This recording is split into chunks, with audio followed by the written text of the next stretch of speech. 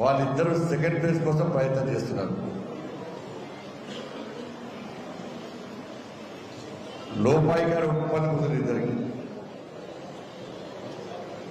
దాని ద్వారా ఇవాళ మళ్ళా వేల రూపాయలు, వందల కోట్ల రూపాయలు ఖర్చు పెట్టి మేము 1000 ఇస్తామంటే మేము 2000 ఇస్తామని చెప్పి 2 పార్టీలు పోటీ పడి పైసలు మంచి గెలిచే ప్రయత్నం చేస్తా ఉన్నారు.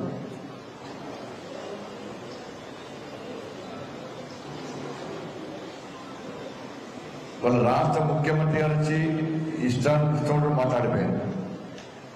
నిన్న కేసీఆర్ గారు వచ్చి కరీంనగర్ వేదికగా మాట్లాడిన తీరు చూస్తుంటే నిజంగా చాలా ఆశ్చర్యం అనిపించింది. ఇవాళ సాయంత్రం సిరిసిల్లకు వస్తున్నాడు.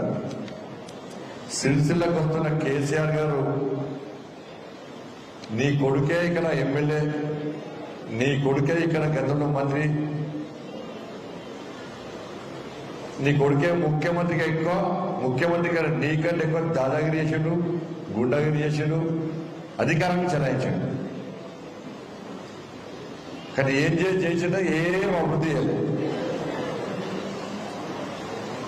ఇవాళ సిరిసిల్లలో సమస్యలు అంటే సమస్యలు ఉన్నాయి.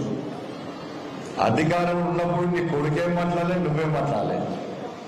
అధికారం పోయినాక మీరు కాంగ్రెస్ తిట్టుకుంటూ స్టార్ట్ చేశారు. అంత పొలిటికల్ డ్రామా అయింది. ఎందుకంటే గతంలో బీఆర్ఎస్ ఏమి చేయలేదని చెప్పి ప్రజలు గుర్తించకుండా ఉండడానికి కాంగ్రెస్ పార్టీ సహకరిస్తుంది బీఆర్ఎస్ పార్టీకి. ఇక మీకు ఇంకా సమయం ఉంది కదా, కొన్ని ఇచ్చే అవకాశం ఉంది కదా అని చెప్పి వీళ్ళు వాళ్ళని విమర్శించే ప్రయత్నం మాత్రమే చేస్తున్నారు, యాక్టింగ్ చేస్తున్నారు అంతా కూడా. సిరిసిల్లలో నేతన్నల బతుకులు ఈ విధంగా మారడానికి కారకుడు కేసీఆర్ కొడుకు కాదని ఫస్ట్ చెప్పాలి. నీ ప్రభుత్వమే ఉంది కదా, బతుకమ్మ చీరతోనే బతుకు లేకుండా వేసింది నువ్వా కాదా?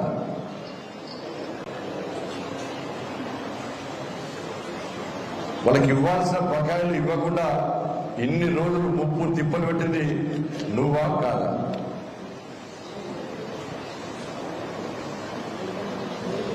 యాభై శాతం విద్యుత్ సబ్సిడీ ఇస్తానని ఆపేసింది నువ్వా కాదా? యాభై సబ్సిడీ విషయంలో మోసం చేసింది నువ్వా కాదా? వర్కర్ టు ఓనర్ అని చెప్పి మోసం చేసింది నువ్వా కాదా?